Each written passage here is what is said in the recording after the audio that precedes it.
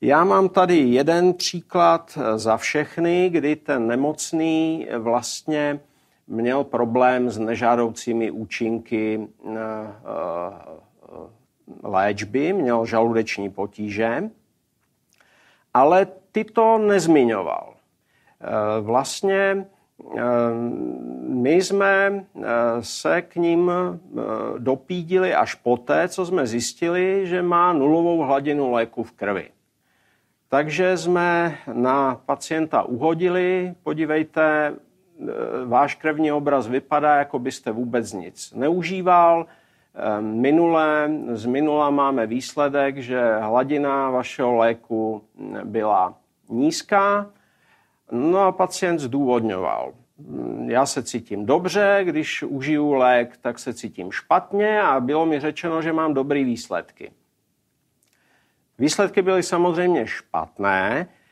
To, že byly dobré výsledky přechodně, znamenalo, že vlastně jenom docházelo k poklesu, ale ne normalizaci krevního obrazu. To znamená, pacient se pohyboval na úrovni 10/12, 10/11 leukemických buněk v organismu a měl pocit, když nemá potíže, protože ta leukemie nebolí, takže je to v pořádku.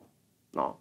Takže vyžadovalo to dlouhý pohovor, vysvětlování, než si pán uvědomil, že kde je problém, a nakonec jsme ho teda přesvědčili, že i přes ty nežádoucí účinky, které je pak samozřejmě nezbytné řešit a máme na to metody, je potřeba tu léčbu dodržovat. Ale problém je samozřejmě dodržovat jak dlouho. 5, 10, 15, 20 let. Věříme, že i 20 let vás budeme léčit, protože ty léky jsou opravdu dobré a jde o to, abyste jednak dokázali zvládat své nežádoucí účinky a pak na druhé straně nezapomínali ten lék užít. A k tomu jsou v dnešní době už moderní strategie. Nemusíte se spoléhat prostě na to, že budete každý den počítat v blistru, kolik vám zbývá prášku. Můžete si ty léky na týden dopředu nadávkovat do dávkovače. Ten dávkovač bývá elektronický. Můžete si do svého mobilu zadat buzení užij lék. Můžete použít všechny tyto strategie dohromady tak, abyste prostě ten lék nezapomněli užít, protože někdy takovýto připravím si lék na noční stolek nebo budu to mít k dispozici při snídani, může tuto strategii eliminovat třeba nějaký náhlej telefonát, pro který musíte se vzdálit a už se vrátíte třeba až večer.